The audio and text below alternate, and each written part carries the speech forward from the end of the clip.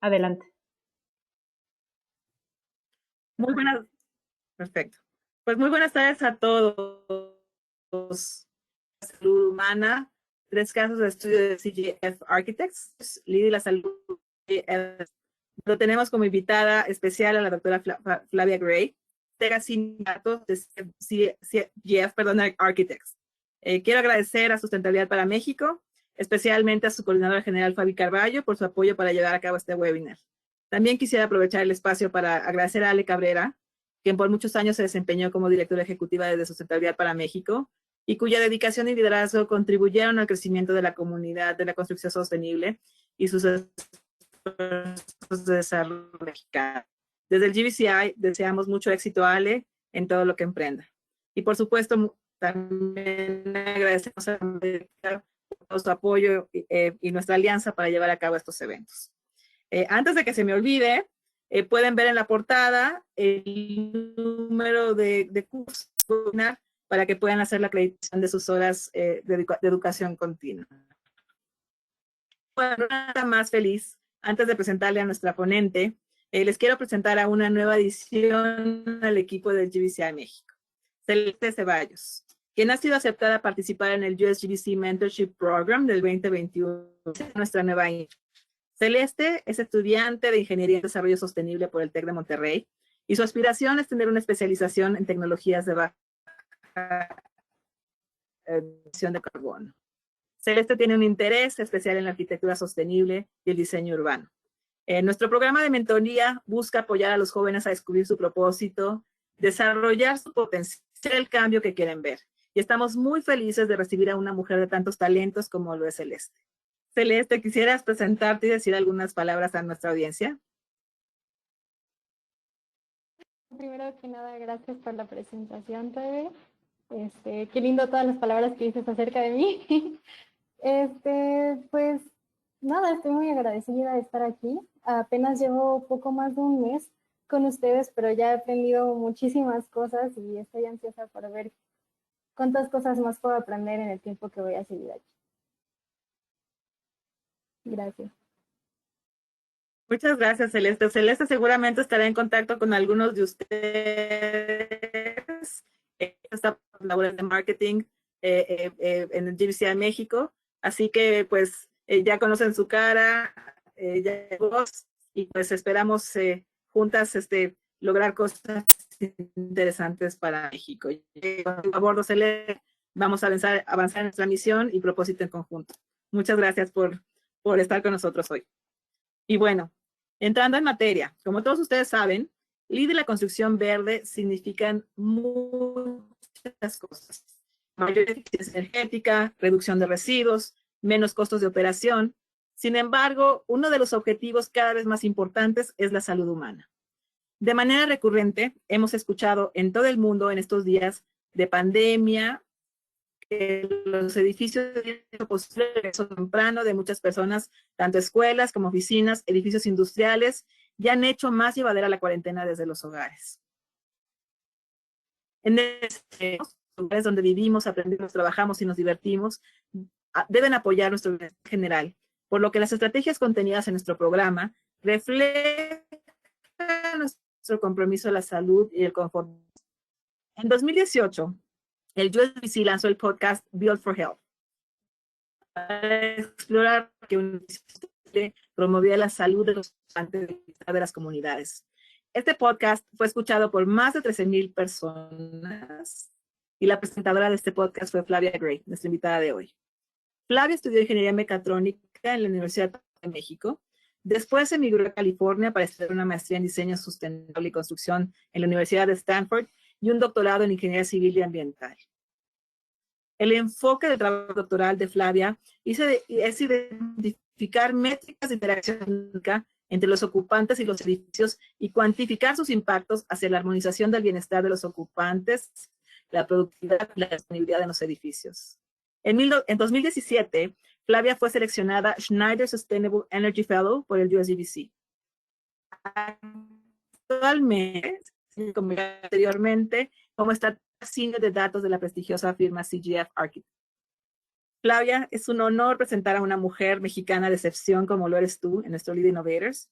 Y agradezco mucho que tú aceptado nuestra invitación, platicar sobre tu trabajo y sobre algunos de los casos de estudio que has desarrollado con tu equipo.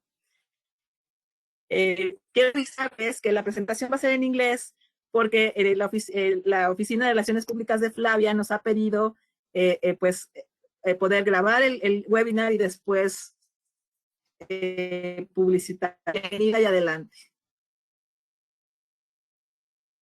Muchísimas gracias. Hola a todos, qué gusto. Déjame presentar aquí mi pantalla. Como decía, vamos a hacer la presentación en inglés, pero al final, si me quieren hacer preguntas en español, quieren indicar acerca de estos temas otros, con muchísimo gusto. Pero como decíamos, queremos poder compartirlo también con algunos de nuestros clientes y más allá, así que por el momento vamos a hablar en inglés un ratito. So we're going to talk about LEED and human health, and so we wanted to focus on 3 ZGF case studies.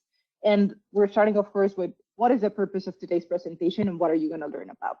So I want to talk really briefly about the LEED human health credits, because sometimes people do not relate LEED with human health. I want to talk about some of the strategies. So these are 3 really great case studies. 2 of them are LEED Platinum buildings. The third one is a LEED Gold building. And there were 3 case studies that really emphasized human health goals. And so we want to talk about some of the strategies that were used in those 3 projects.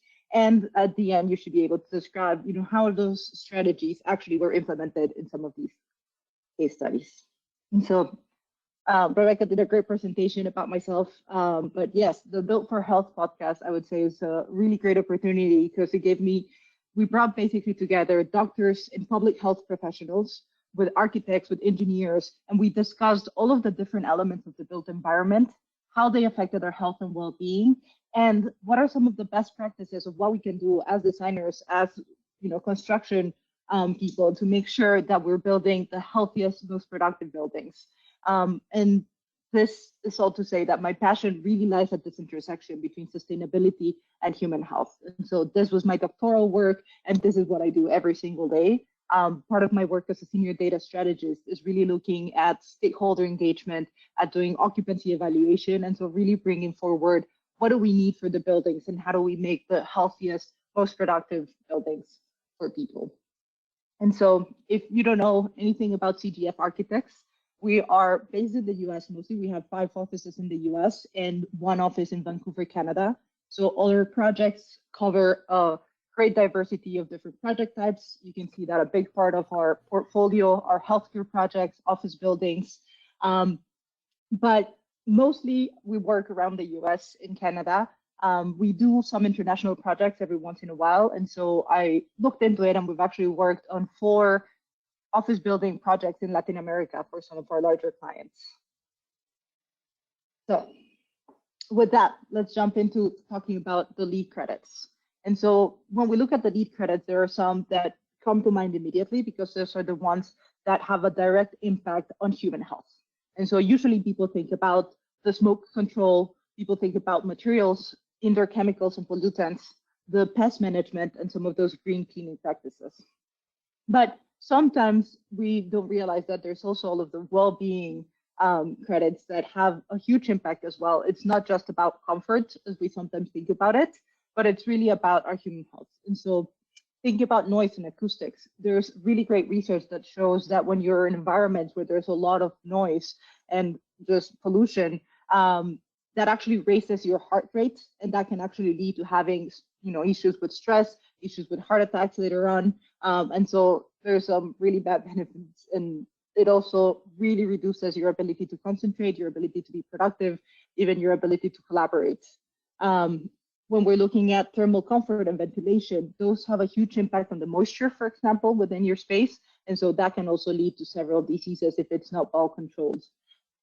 Talking about quality of daylight and views, that, not only does daylight reduce the energy consumption of your building, which is sometimes what we think about it in terms of LEED, but it also has a huge impact in your ability to focus and your ability to be productive, and even in just your mood and how you experience an environment and how you experience a building. And so your overall happiness and well-being within that space. When we talk about the access to public transportation, it also encourages movement. If you are able, you don't have to drive every day, and so you're able to use public transportation. You're able to bike into one of these buildings, and so that also has a huge impact into your physical health.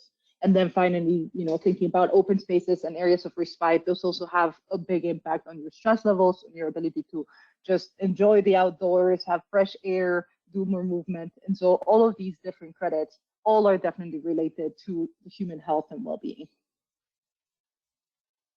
So jumping into our first case study, so we wanted to tell you about the California State Teachers Retirement System, CASOS, we call it for short. They're basically doing an expansion to their headquarters in West Sacramento. Here's the building on the outside so that you know what it looks like. It's a building that's currently in construction. So right now we're looking at some of the renders for what it's going to look like. And so here we can see the exterior shape, the facade. This building is on a north-south axis. So basically that long facade that you're seeing is looking to the west side of the building. And then on the face that's looking in the front that has the overhang, that's the south face of the building. There's some great views. It's right next to a river. There's some mountains in the distance, and so it has some great views around it. This is the interior space, and so here we can see it has a great central atrium, which really increased the access to daylight. The famous irresistible stairs are sometimes talked about when we talk about well-being and trying to encourage movement within the building, which is this idea of having a central staircase that is so attractive that you want to use it and don't even think about the elevators. And this, irresistible stair also became a great space for respite, for impromptu social interaction. And the other thing that I wanted to highlight with this picture is the use of materials and colors and shapes. It was really inspired by biophilia, where they were referencing some of the native plants and the environment around the Sierra Nevada, which is the environment around Sacramento. The next one, here we can see some of the plaza spaces and the landscaping around the building. And this is a really great client because the California Teachers Retirement System is really committed to having a zero net energy campus. And so they already do a lot with offsets, but they really wanted to do a lot more locally in their campus. And so one of the big things was including some of these PV canopies throughout the space and in parking lots. But this was also an opportunity to create really nice socialization spaces, to create areas where people could get away from the sun, the bike parking spaces.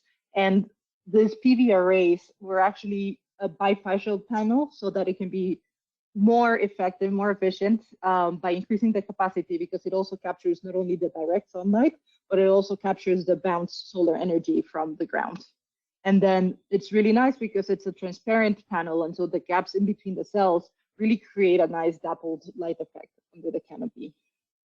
And so going back into talking about some of the numbers related to this project, we're talking about, first in square meters, about 47,000 square meters. It's a building designed for 1,220 employees. Right now, it's looking to get LEED Platinum with 85 points. It's also addressing well and the Living Building Challenge. We're going to talk in this case about materials a bit because this was such a big focus for this project, both to try to achieve the LEED materials credits, and they're also addressing the Living Building Challenge materials pedal. So it's, as I mentioned, it's currently in construction. We started in fall of 2019. We're hoping to finish by fall 2022. We're still on track, so it's looking good. One of our biggest goals, of course, we all care about sustainability and energy performance. And so we measure it with the EUI, the energy intensity. And so we can see here that the typical building in that area is about 100 EUIs. California has a really great energy code that it's very strict. And so California is already targeting less than half of that, 45. This building is super efficient. And so this is including the solar panels in the area. It's a 16 EUI. Without the solar panels, we're talking about 27. So the great thing about CalSTRS and the reason that they cared so much about human health is it's a government entity. And they want to hire the best talent. But because they're a government entity and their funding comes from taxes, they really can't afford to pay the same salaries that some of the high-tech companies that are in the area can afford. And so for them, their building really becomes a beacon for recruiting and retaining their staff. They also really care deeply about sustainability. And so you can see here that, some of the things that they wanted to do was, yes, the net zero, yes, the platinum level, but also thinking about how people use the space, that we want to promote collaboration, that we want to promote innovation, and just really push for employee well-being. So those were very integral from the beginning. For each one of these 3 case studies, we're going to talk a little bit about several goals and some of the strategies. I'm not going to go into detail here. Some of the things we talked about, the daylight, they had that great atrium that really reduced the depth of the floor plate, and so that really brought in a lot more daylight. There's a really great focus, and especially given what we've all lived through the last year, on the air quality, and so making sure that we have really great clean air. It's 100% outside air. It's filtered, the less surfactant. And there's a big focus not only on bringing the air from the outside, but also making sure that we don't pollute our air from the inside with the materials. And so in this case, that's what I want to focus on, which is the effort in this project to make sure that we have 100% materials that do not include anything from the red list, we call it. So I wanted to tell you, taking advantage of talking about materials, about our ZGF Green Dot program. And so basically, our Green Dot program is an internal material vetting system that has a library of products that we curate to make sure that we meet one or more of the industry standard benchmarks. And so we have different criteria under these categories: human health, climate health, social health and equity, ecosystem health, and circular economy. But of course, for today, I'm going to focus on the human health category. And so for human health, if you want to qualify for the ZGF Green Dot program, you must meet one or more of these criteria. And so we're looking at either the health product declaration, at the declare label, the cradle to cradle certification, or at the very least, you should be able to get a company letter from either the owner or the CEO of the manufacturer that can attest that the product is free from any living building challenge red list material. So that's all of the bad materials that you don't want to have in your products. You want to make sure that none of them are included. And so you can get one from the letter. In order to be, for all of our ZGF projects, the requirement that we have is that all of the products within the building, at least 75% should meet this Green Dot criteria. But this project is very exciting because they're actually targeting 100%. So all of the products that go into the building must achieve this. So what does the process look like in general? So we followed these 4 steps, and I'm going to talk through them one by one. So starting with asking for transparency. And so this is literally reaching out to all of the manufacturers to make sure that they send you all of the information that they have relative to how, whether their materials are including some of these red list products or not. We actually created a template that we use. So we have a template email that has all of the requirements, so that it's very easy for us to send it to all of the different manufacturers and make sure that we're asking very clearly for what we need from their sites in order to comply with the materials requirement and this red list. The second is we need to really understand first, what are these standards? What are the disclosures? And so here is about understanding what are the transparency documents that actually contribute to LEED and the material pledge goal. And so you have several examples here. Again, we talked about the health products declaration. There's also the EPDs, which are life cycle assessments of the impacts that these products are going to have. And this is everything from extraction to manufacturing. If we're using wood products, we're looking at FSC certification that verifies that there's 100% audited by it's all audited by an independent third party, and that they manage their environmental standards throughout the entire chain of custody. The declare label, the living product challenge, the cradle to cradle, which we also mentioned briefly. So, a lot of these are connected to the LEED materials credit, which I'm thinking you're all familiar with. And so how do we even find out which materials we want to include?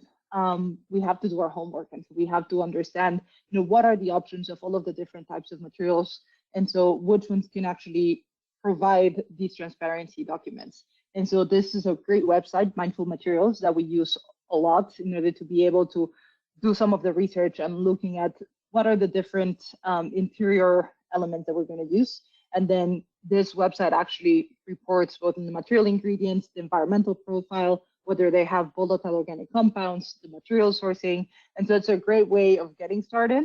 But the great thing is that you don't necessarily have to do all of them through that.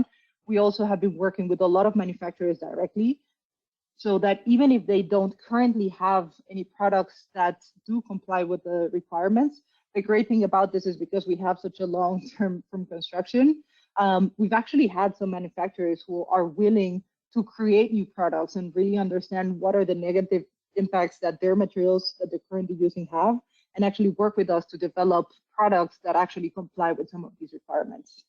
And so once we have all of those materials, we actually put together this finished legend where we do the list of all of the materials that are going to be included in the building. And here you can actually see that it has all of the LEED requirements so that we can classify them by, what are the categories are they complying with.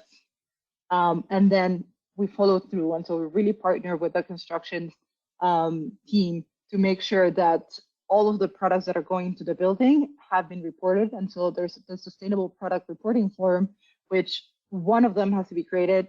Every single product that goes into the building, there has to have one of these sustainable product reporting forms.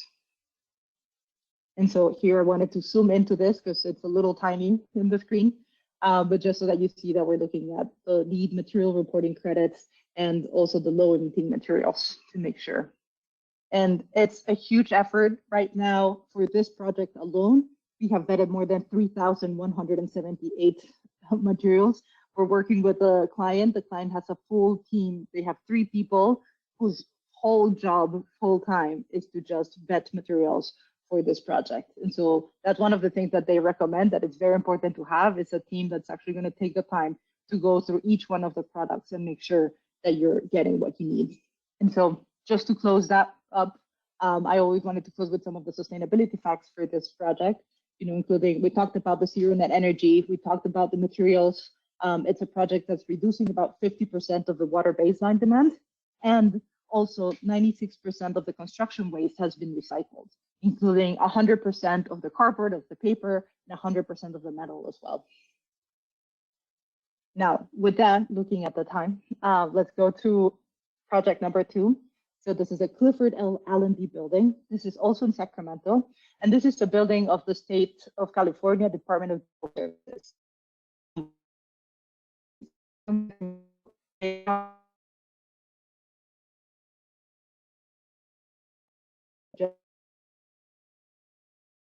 This bill houses the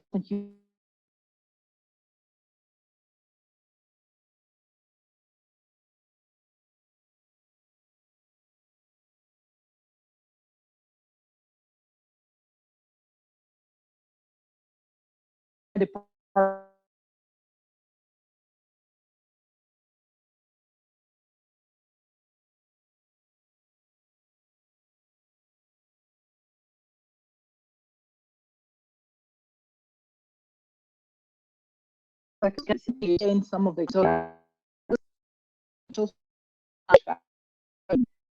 heating and cooling for the space. And then I wanted also you to see some of the materials. Again, some of this inspiration from the Sierra Nevada and having more natural materials, more woods, the rock within the space, some of the colors. Okay, so some of the facts about this building. This building is around 35,000 square meters. It's a LEED Platinum building targeting. Well, it's targeting, it's still in construction. It's almost done. We should be opening in a couple of months. And so, again, targeting zero net energy and the carbon neutral building. And this is in a big part because of California, which is really leading the way to a carbon neutral future. And so even beginning in 2004, where there was a government mandate that required that every state-owned building has to be LEED certified. And then now there's an executive order that is asking that half of the existing state-owned building area needs to be zero net energy by 2025. And so therefore, why we see this couple of projects that are really pushing towards that to being zero net energy projects. And it's just really helped raise the standards for these buildings. Of course, because they're government buildings, again, they want to be really sustainable and a great place to work, but they have to be under budget, and they're very conscious about making it a modest building. You know, they want to make sure that it doesn't look extravagant or it looks like they spent too much money because it's taxes, and they want to make sure that people feel confident that their money is being invested wisely. But still a really high efficient building. So we're looking here again at the typical existing building. We talked about the 100 EUI, 45 for the California Energy Code. This building right now is almost 25 EUI, so almost half of what is required by code. So if we jump into some of the strategies, this building was also trying to maximize the use of daylight and views. I'm going to talk about that in a minute because we didn't get quite where we wanted, but it really impacted the internal design of the building. In terms of air quality, I'm also going to talk about that. Here, the materials, they looked a lot more into the recycling phase and more into the sustainability side of it. Resiliency was really important for them. And resiliency, again, has a big impact because it's all about the longevity of your building and how it's going to respond to any big changes that might affect also the health and well-being of the people inside. And then there's a lot of investment that was done to really think about activity and movement and how people can really be more engaged and moving throughout the space. And part of that, so here we wanted to look at the strategies, and here we're looking at the base level, level 1 for the building. We can see that a lot of the healthy strategies that they use are around this movement. And so from the proximity to transit, thinking about the commuting, the parking areas, the accessibility to bike parking, the active commuter showers, there's a great advantage that we have because, of course, being in downtown Sacramento, that already gives you a great start. This is the walk score for this building in particular. And we can see that the area, it's basically a walker's paradise, a biker's paradise. And so that really helps with some of those LEED credits and thinking about that. And then here we can also see some of those other LEED credits that I talked about that have the direct impacts on human health, from the integrated pest management to the accessibility of those outdoor spaces, etc. If we look at level 2, so here we're starting to think about some of those stairwells. But what I really wanted to focus in here is that you can see how the working spaces are actually in the perimeter of the building. And this was very consciously decided because this is a very big building. And so the floor plan is really deep. And the problem that you run into is that, of course, it's very hard to get daylight into the core of the building. And so we really wanted to make sure that all of the spaces where people were going to spend most of their time were in the perimeter of the building, which is going to be daylit up to 40 feet. And so all of the sitting areas where you spend most of your time, that's going to be daylit. And then all of those core building support services, some of those staircases are in the middle of the building because those are transitional spaces where you don't spend that much of your time. And so even though we really wanted to maximize daylight for the occupants, it's still at a point where we couldn't get to the LEED credit certification. So another example where the certification is really a great conversation starter, and it's really great to think about the intentions, but the intention should not be pushed away because you can't get the credit. And so thankfully we were able to at least make it a priority, even though we cannot get the LEED daylight credit. Let's see. Okay, so I want to talk a little bit about the indoor air quality and the thermal comfort of the building. The first thing that was prioritized was 100% outside air. And California has really nice weather, so that really helps so that you don't need to spend that much energy in changing the temperature of the air. It's also, there's electrostatic filtration in order to make sure that you're reducing the amount of chemicals and volatile organic components within your space. Displacement ventilation was used, and so displacement ventilation was great because it really facilitated the unidirectional flow. And so here we can see that because the air comes down and then it gets heated up and then it is retrieved from the top of the room, you don't have as much mixture and combination, which now we're very conscious about how that encourages the movement of viruses and other particulates within the space. And so, you know, this underfloor distribution is really great for that. This is only used for the ventilation system. For the actual heating and cooling, we're actually using, there's the underfloor chilled beams. And so here in the corner, you can see that around the perimeter of the building, we have the chilled beam heating. And then there's the chilled sails, which are the cooling within the space. And so they, in this weather, they really don't require that much cooling, heating, because it's already warm most of the year. And so most of the energy is really going to cooling down the building. Here's just a larger picture so that you can understand like the entire system. Something here that I wanted to include is the thermal mass. And so basically there's exposed, some of the concrete structure is exposed so that it can act as a thermal mass, and it can also enhance the comfort and some of those energy savings of the building. And then closing again, this case study in particular with some of these sustainability facts. We mentioned again, that's a zero net energy building. It's reducing 60% of the water baseline demand. And the greenhouse gas emissions, actually, this one, even the concrete mix, they really work with the manufacturer for the concrete to make sure that we could reduce the carbon footprint. And overall, within all of the elements of the building, we're reducing about 100% from our baseline. And so it's less than half than what was expected. And so the final project that I wanted to tell you about is the Federal Centered South. This is a project that's in Seattle. It's for the US General Services Administration, and it's actually occupied by the US Army Corps of Engineers. And here we can see the building has a U shape on the left. So on the U side, you can see those are the workspaces. And then in the meeting here in the center, you can see it's a central atrium space. And there they have all of the communal spaces, the meeting rooms. Here is a great view of the landscape. And so this is the atrium itself. And you can see there's a lot of native landscaping to connect it to the outdoor environment. And so here on the left is where all of the workspaces would be. And then here in the middle is all of the meeting rooms and some of the communal spaces for people to enjoy. Here, another view of it. We're going to talk a little bit also, this is actually recycled timber. And so I'll tell you a little bit more about that, but it was quite an effort to get this timber to work. And then I just wanted to also give you an idea of what the actual workspaces look like. And so if we go into some of the data for this one, again, it's located in Seattle. It's about almost 20,000 square meters. This one is LEED Gold. This is a project that was finished in 2012. And it's still a really high performance building. And so for the Northwest, so this area that's Seattle and Portland at the Northwest of the US, the typical office building right now is consuming around, 2012, 106 UI. And this building is actually a 20. So it's a really high performance building.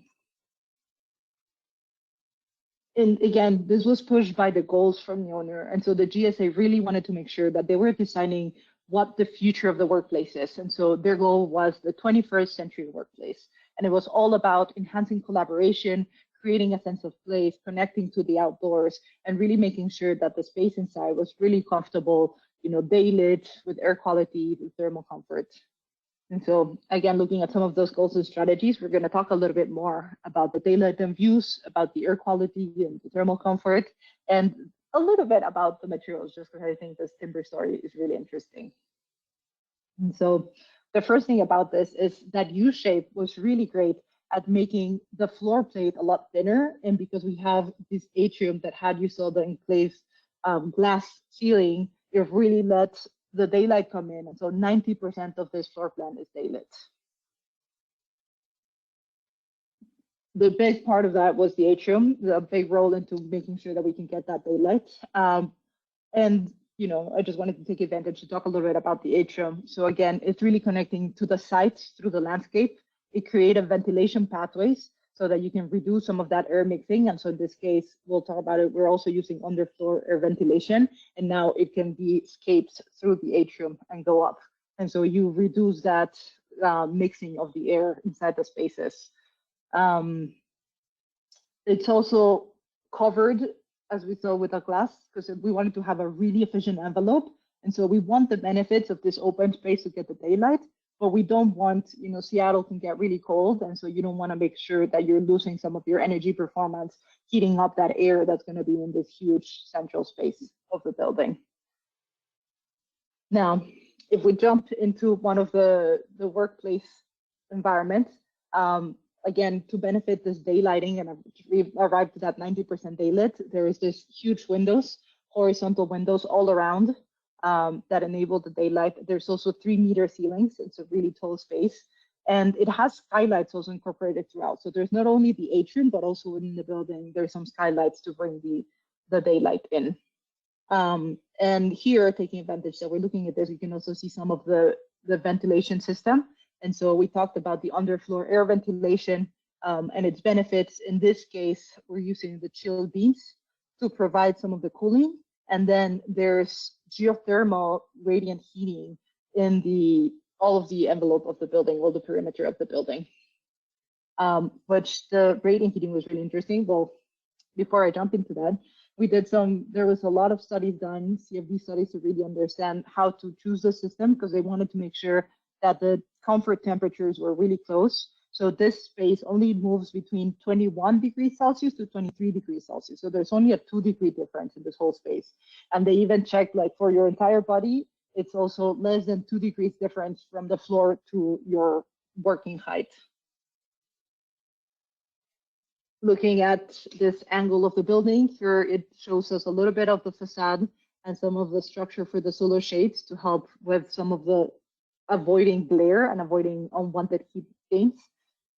We can see the underfloor here, air distribution. This is what I was explaining, that the air comes from the bottom and then it goes out into the atrium. And then you can see also those chill beams at the top. And then I wanted the second view, because in this one you can actually see the geothermal loops. And so we actually took advantage of the steel piles that went underground to put a loop for the radiant heating of the building. And then here at the top right, there's also a phase change material tank that was used also to control those temperatures within the space. And so just like we were using thermal mass in the previous project, in this one, we were using the phase change material. And this is just a view so that you see the structural steel piles and how deep they went. And this is great because here you can actually see, like, the physical space and the heat. I mean, look at this person right here, how tiny they look. There's a welder right here. And so how tall this energy piles are. This is when they went underground, and then that hydronic geothermal loop that goes through. And so, again, I wanted to tell a little bit about this story. Before we created this building, there used to be some warehouses around here, really old warehouses, but a lot of the structure was made from timber. And so we really wanted to recover that timber and reuse it within the structure of this building. So here you can see the warehouse and how they created the model to think about how we could build the structure of this building. We did a mock-up to try it out. It was actually really hard because, of course, it's really old wood. It was all misshaped. And so there was a lot of processing that had to be done and mixing and matching. And then we did this. So they did the construction. Oh, and here, this is a great view of the underfloor system. So you can see that, you know, how it's raised. And then they took advantage for all of the electricity and the power to go also on the underfloor space for the ventilation. So here were the original renders of what they wanted the building to look like with this recycled timber. And then you saw some of those images of what the building looks like right now. And so with that, closing with, again, some of the sustainability facts, we talked about the 100% outdoor air. In this case, it's 61% of savings in water. Below the demand, the reused timber was actually 200,000 feet of timber that were reused from the warehouse. Yeah, and the super high performance with the 20 kBTUs for the EUI. So what are some of the takeaways? You know, we talked a lot about daylight and views, making sure the floor plates are thinner, making sure that you have the windows, using the external shades in order to prevent some of that glare. We talked about the air quality. All of these buildings really maximize the outside air, making sure that it's filtered and really taking advantage, especially of underfloor ventilation. Displacement ventilation is very popular for sustainability reasons. You don't need to make your air as cold, and therefore there's a lot of energy savings there, but it also really helps make a healthier space. There's less of that mixing. There's more comfort because there's less temperature variation, and so it's very comfortable for people some of these taking advantage of the hydronics. And so just like the geothermal, using water, it's a lot more efficient than air for for the temperature exchange. And therefore it's a lot more efficient also for sustainability, but also it's very efficient when we're doing cooling and heating for these spaces. The healthy materials, really important to have a process in place to make sure that you're looking through all of your healthy materials, your red list, making sure that they're not included, but it's a lot of work. And so it's very important to have a clear process set up for that. And then we talked about some of those active design elements, from the irresistible stairs to being able to enable some of the walking around the space, the walkability, the bikeability. And we didn't talk about it. Most of these projects have sit-stand desks. They have active workplace hubs. They also have fitness centers. And so a lot of encouragement as well for movement within the building. And so I was talking to some of our clients and like, what would you recommend for someone who wants to do a project like this?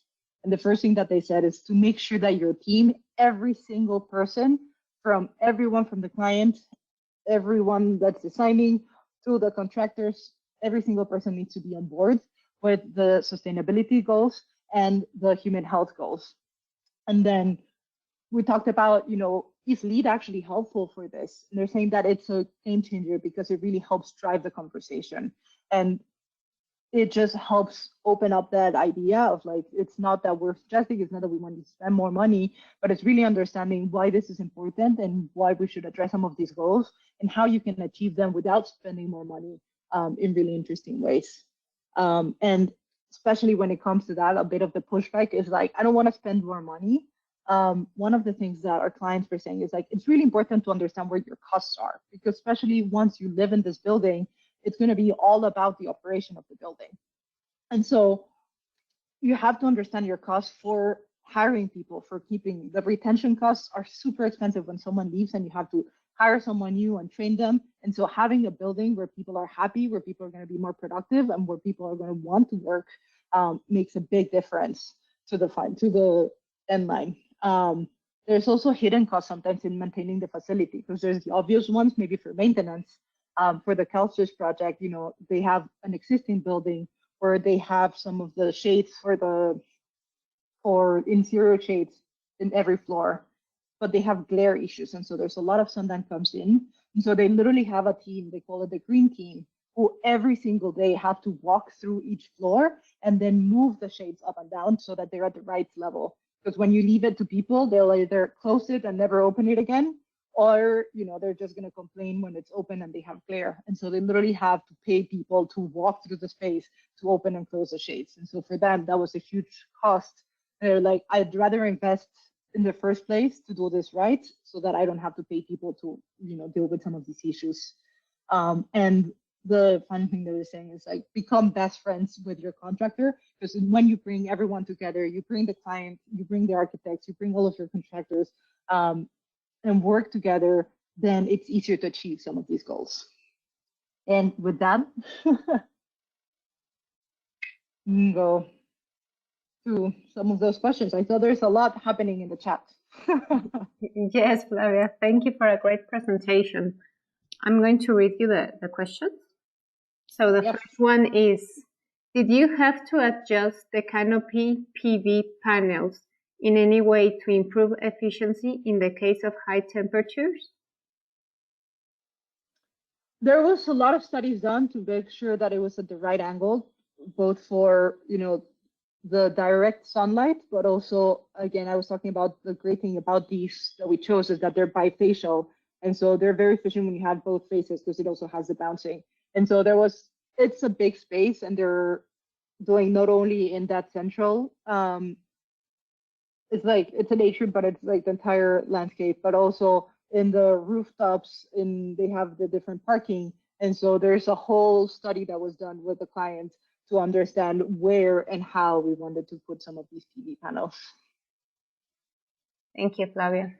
Well, the next one is, how do the manufacturers respond to this transparency request email? Has any of them denied you to access to the info? Especially thinking of those that don't have an EPD or any other third-party verified declaration. This is a great question, and I love it. When I was talking recently to the client, she was saying that on the contrary, she was surprised how positive everyone was, also because they understand that this is not a whim, this is not me requesting things that you don't need, but especially because they're going for the Living Building Challenge materials pedal that is very strict. It's like, I need this for LEED, I need this for the Living Building Challenge. And so it's not unique. It's not that I'm the only one that's requesting this, but then a lot of people are starting to request it. And especially because the client is part of the government, they have a lot of projects. So they have a lot of money that they're going to invest in these types of products. And that's where the power comes from. And so if you want to work with us and you want to, us to buy, they're talking about some of the office manufacturer for the furniture for the offices, that they were talking to them and they knew there was going to be such a big investment that they're going to make for this building. They're like, you know what, I don't have a product right now that actually complies to your standards, but we're always developing and now we can include that. And so if you work with me in 1 year, I can have the type of product that you need. And so it's actually been really interesting to open up some of those conversations again with the manufacturers. And that was, I think, one of the big surprises of this product is just how willing they were to actually work with us. Because in the end, it's in their benefit. They're the ones who want to sell their product. So if you don't give me this information, I'm not going to buy it. And the power is always where the money is. Thank you, Flavia. And, next question. Dr. Gray, I'd love to know how you see the 21st century workplace now when thinking post-COVID. What do you think will be the big trends? That is a big one. And it's one of the things that I'm working a lot about and thinking a lot about. And it's one of my favorite topics. So I'll try to keep it short. I think what's been really exciting is that we've been pushed so far outside of our comfort zone that all of the biases against virtual work, remote work, different ways of collaborating have been, pushed aside. If we've been working like this for over a year, so by now we're going by 1.5 years of working remotely, we've proven that it works. We've proven that we can do collaboration. We've proven that we can be very productive. It's also not for everyone. And so there's a lot of equity issues that have also risen up because it's not the same thing. If I live alone, if I have a great space, nobody's going to distract me when, maybe Celeste has 3 roommates that are with her in the same space and they're all trying to have a meeting. And so it's like, how do you manage that space? For the parents, it's been so hard if you have your children there. And so you have to manage your meeting and work and the children, and then grandma comes.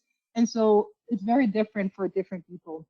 But overall, if remote work works, because also remote work is not necessarily work from home, which is the problem is that now a lot of people think it's work from home, it's work from anywhere. If you have the opportunity to go somewhere that's not the office and be productive, then why would you go to the office? And so a lot of the trends are around the socialization. A lot of people are feeling very isolated. A lot of people need that social element. They need that connection. And also there's a lot of benefits in terms of innovation, in terms of the company culture, in terms of visibility of your work so that you can advance in your career that come from that physical presence and that engagement. And so a lot of the trends right now are looking into how do we create more of these versatile collaboration spaces. And so instead of making individual workstations, thinking about it more flexibly of like the productivity, the focus space can be, either limited or it can be a different type of environment, but having most of the office be that central hub when some of the socialization, some of the creating the company culture happens. Thank you, Flavia. And the next question is, are there any acoustics considerations in the design of the workspaces in the third project? Yes, in Fed South, all of these, whenever there's open workspaces, we all know that's the #1 complaint. Everyone was very excited about open workspaces until they were there and the noise is unbearable. There was a lot of research done in terms of the acoustic performance of all of the different elements of making sure that there's just what are they called? They have sound panels basically that absorb so that they can reduce the noise levels, but I think it's still something that we're working on. And so we have a couple of people in our office now that are dedicated to doing some more research on noise and sound performance and what are some of the best practices so that we can help reduce some of those issues. But I think, again, as talking to this 21st century workplace, a big trend is sort of away from those open workstations to having more a variety of spaces. And so a big thing that we're doing with our clients is activity-based workspaces. And so yes, there's some of that open workspace, but it's more for like your focus work or some of the smaller collaboration. And then having a mixture of spaces where you can actually go focus into focus rooms, areas where you can have meetings from 2 to 3 people, larger groups to the larger meeting rooms. So having more a diversity of spaces, even like social spaces that look more, there's a lot of influence now from the hospitality industry, and so things more like hotels that they have like little lounges and have different types of, so that you can have your conversations there and it's away from your workspace. And so by thinking differently, not only about how, like what are the activities and how people are doing it, but also the noise levels that are attached to each type of activity, it really helps you reduce some of those problems with the sorry, I was reading the chat and it distracted me. With the planning and the programming of the space, and not necessarily with some of the technological or furniture solutions. Thank you. Was the geothermal system constructed solely for this building? Yes, it's just for the building. And so it was taking advantage, it was the structural, like we were going to do the pulse anywhere because it's part of the foundation for the building. And it's really just taking advantage of the foundation of the building. And so that's why we did the geothermal. We were going to put the piles there anyway. Now they have that double efficiency of also helping with some of the energy for the heating the water and cooling the water for these loops for the hydronic system. And so, yeah, it's specific for this project. Thank you. The project seems to really focus on human comfort, and I don't always connect that to health, but I think that it makes sense. You feel better and more productive in a space where you are comfortable. Do you think that is true when you look at health outcomes and sustainability? Yes, 100%. And so that's part of what we had the conversation. I saw the question about the Built for Health podcast. Yes, it's on iTunes, it's on SoundCloud. There's an episode on air quality where we talked about some of these issues, especially with thermal comfort. But there are some of the other ones that are really interesting because they're not as obvious. Because with the temperature, at least you know if you're cold, you know if you're hot, and so you can do something about it. Although it's still distracting you from what you're trying to do. Because if you're thinking about the temperature, then you're not focusing on your work. But there's two parts of it, because there's sometimes when we think of comfort, we think that the space should be very neutral and that I should forget about the space. But there's some really great research actually at that intersection of when the temperature is changing, it creates a pleasurable feeling. And that feeling actually helps you focus better, and it just helps you be more engaged with your environment. And so there's some really interesting research looking at that maybe we don't need to be doing like a static, forget about a temperature, but actually take advantage of, different people work better at different temperatures as well. And so sometimes there's people when it's colder that they can like focus better. There's people who, it's the other way around. With the cold is really interesting because it's about keeping you a little bit uncomfortable. And that just keeps you alert and it keeps you awake. Versus when it's very hot, then you get sleepy and then you can't focus and then you can't work because it's just making you, really tired. And so even that engagement, that alertness really changes by the temperature that you have in terms of productivity. In terms of the human health, in a lot of places, especially when there's a lot of humidity, and so that happens a lot in Latin America, the ventilation system is crucial because it's not just about you being comfortable, but if there's no, I was working in a project in Puerto Rico, and then there, if you don't have the right ventilation system, the humidity and the moisture goes crazy, and then you have a lot of the fungi that appears in the space, and so it's really, really molds all over the spaces. In their case, even when they had the big hurricanes, that damaged some of their systems, they had some of those buildings that usually are temperature controlled, that when the system went down, mold just took over, and now they had to close entire buildings, and some they had to tear down just because of the mold that shows up. And so that's a really big health impact. But one of my favorites is with the air quality and thinking about the CO2 concentration in a space, because with the CO2 concentration, it's something that you can't feel. And so you don't know if it's high, if it's low.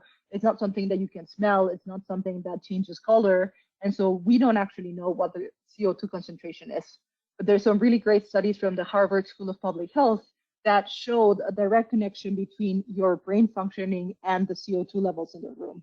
And so as the CO2 levels go up, basically your brain starts making it very hard to make decisions, to search for information. You know, there's all of these different ways in which we measure your brain function. And basically all of them start significantly dropping as the CO2 level goes up, which happens a lot when you have a lot of people. And so for big conference rooms, for big meeting rooms, the longer you're there, the CO2 starts to accumulate, and then you're getting sleepy, you feel like you're getting tired, you're having issues trying to like pay attention. And so it might not be you, it might be the CO2 in the room. And that's a really interesting one also to keep track of.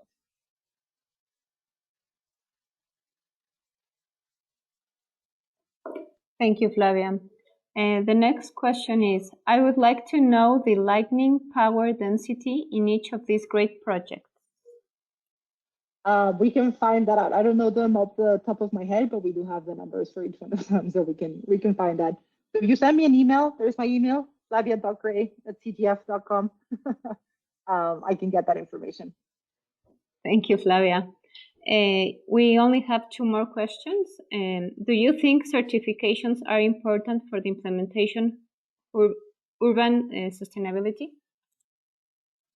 Again, we think it's really great to start the conversation and to make sure that you have high goals, but it also keeps you accountable, because we do have some people who like, we want it to be LEED-like. And so everything that LEED says, but without actually paying for it. And the problem with that is that sometimes people get lax. It's like, well, it's fine if we don't make it like exactly like that, because we're not going to get the certification. And so it's great to set the goals, and it's great to keep that accountability. It's hard when you are not, you know, you don't have something that you're going to measure against. And so it depends. If you have a team that's really committed to sustainability because of the benefits that they see and because of the impact that it's going to have on the environment, then maybe it's not so critical. But I would say, especially with the majority of people, the majority of clients who don't really care, this is a way of like trying to help push these goals forward.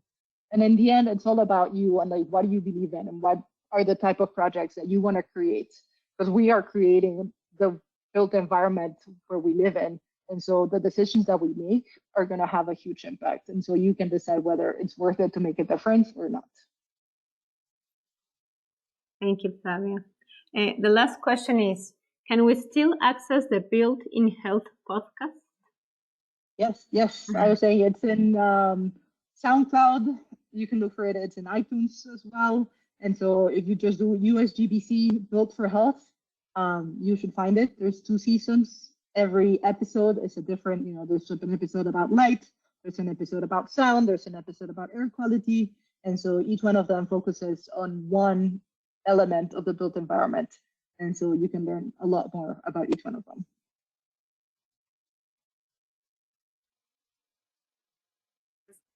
Quiero agradecer muchísimo, Flavia, el día de hoy has estado con nosotros. Quiero decirte que nuestro chat nunca había estado tan lleno de preguntas. Y eso habla de tu calidez y de que la gente estuvo muy interesada en... quiero agradecer a todos los que estuvieron con nosotros el día de hoy. Estaremos haciendo anuncio para nuestro siguiente Lead Innovators. Y pues aquí estamos. Muchas gracias, Flavia, nuevamente. Y esperamos muy pronto tenerte en México. Ya queremos que termine el tema de la pandemia.